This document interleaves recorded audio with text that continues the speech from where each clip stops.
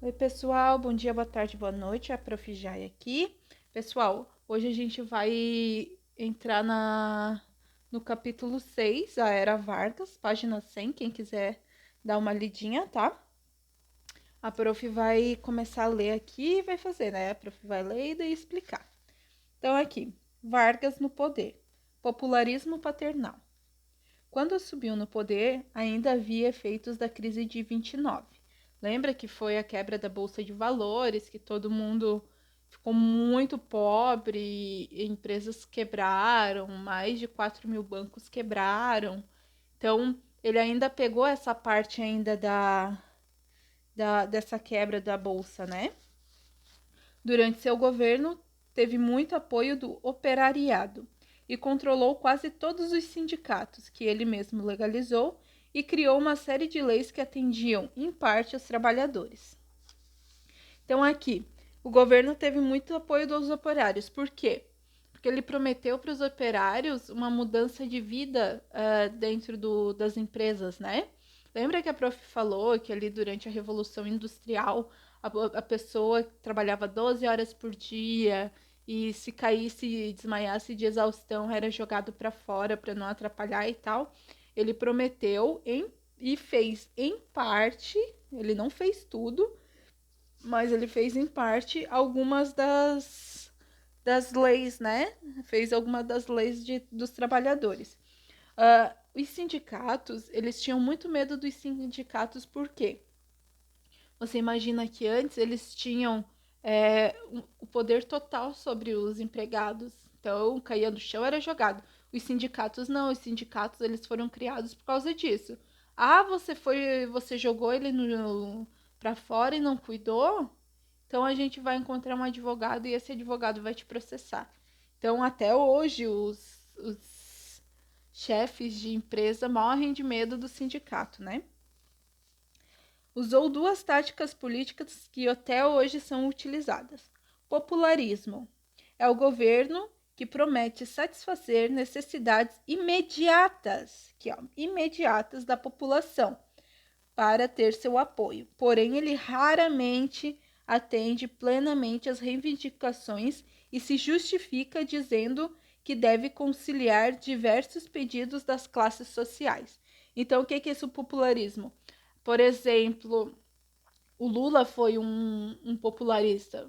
É, ele deu pra gente a Bolsa Família, é, as faculdades e tal, só que quando era para arrumar ali na época tinha muita seca no Nordeste, ele disse que ele não conseguia fazer aquilo ali porque ia contra muitas elites e as elites ficariam contra ele e tal. Então eles sempre soltam alguma desculpa, sim, tá?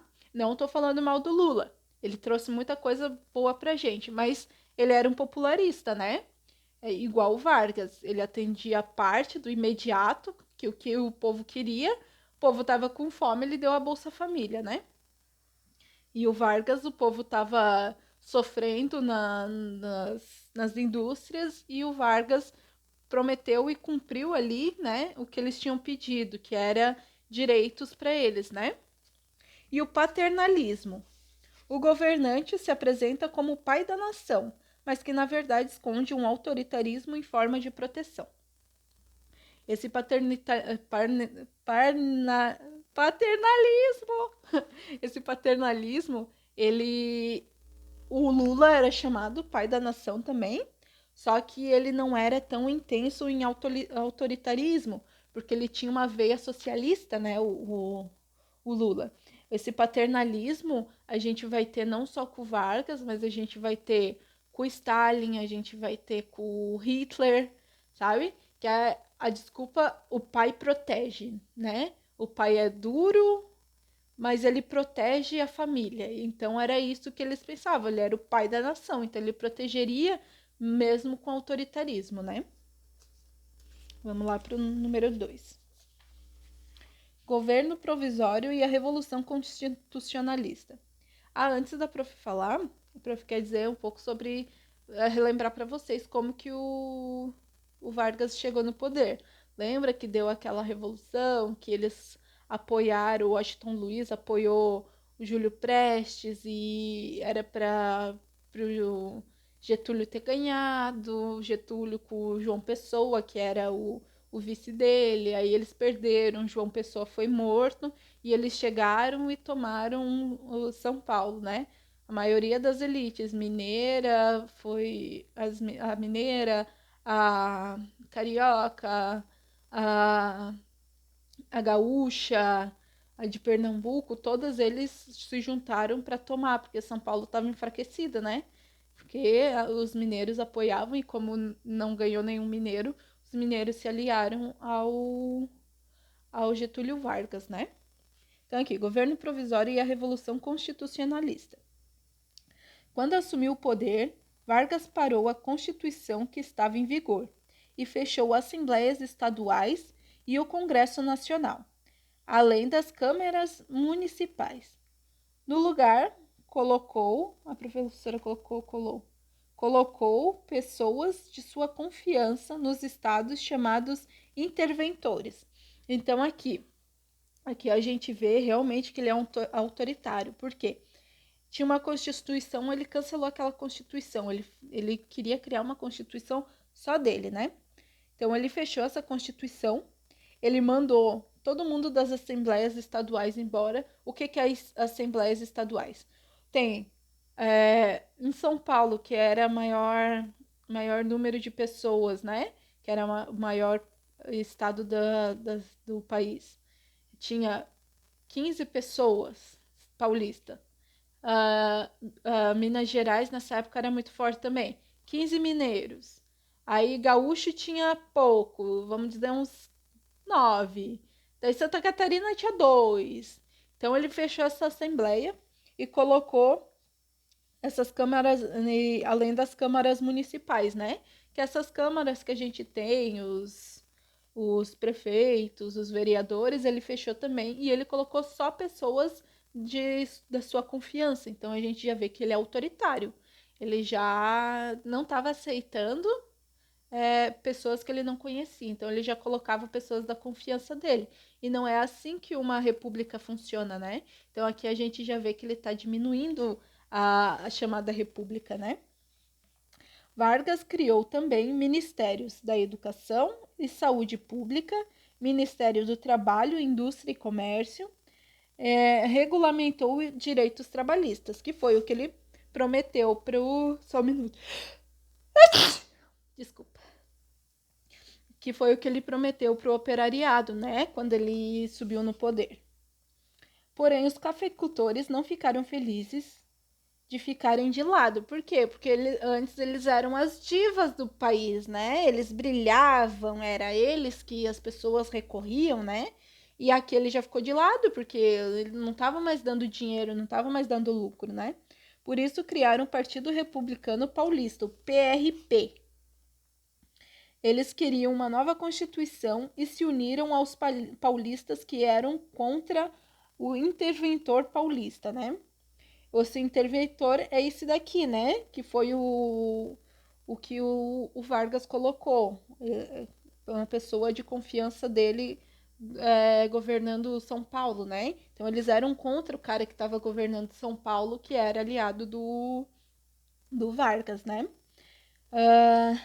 Os cafeicultores, lembra que a prof falou de Minas Gerais, Pernambuco, São Paulo, né? Todos eles se juntaram contra o interventor paulista, né? Eles queriam uma nova constituição e se juntaram no Partido Republicano Paulista, né? Eles formaram, assim, a Frente Única Paulista, que é a FUP. Essa Frente Única Paulista, ela foi bem importante, tá? Eles fizeram manifestações e durante essas manifestações, 4 estudantes acabaram sendo mortos. O Martins, o Miragaia, o Drauzio e o Camargo. Eles acabaram sendo assassinados, aí eles fizeram o símbolo da luta da Constituição, que era o MMDC, que era o nome deles, né, inicial dos nomes deles, e começaram a lutar contra o governo Vargas, né, que a prof colocou, acabou em luta e morte, Vargas venceu. Imagina, eles tinham esse pouquinho, porque aqui os cafeicultores já estavam fracos, né? Os coronéis, eles já tinham enfraquecido demais, eles não tinham tanto poder como eles tinham antes. Então foi muito fácil para o Vargas vencer, porque ele tinha um monte de gente em todos os estados, então foi muito fácil para ele vencer. E claro, ele acabou vencendo, né? Então, a Constituição de 1934. Em 1933, Vargas convocou eleições pela primeira vez. Mulheres podiam votar e se candidatar. Tem uma mulher no interior de São Paulo que foi a primeira prefeita nessa época. Ela ganhou. Os deputados eleitos criaram uma nova Assembleia Constituinte e uma nova Constituição. Então, ele tinha tirado aquela Constituição, né? Ele fechou a Assembleia Constituinte e eles criaram esses deputados que foram eleitos nessa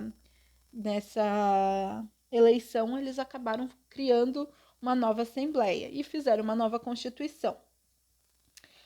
Manutenção do regime federativo presidencialista e dos três poderes e o fim do cargo de vice-presidente. Isso daqui é o que tinha na Constituição, tá? Então, esse manutenção do regime federativo presidencialista, três poderes e o fim do cargo de vice-presidente.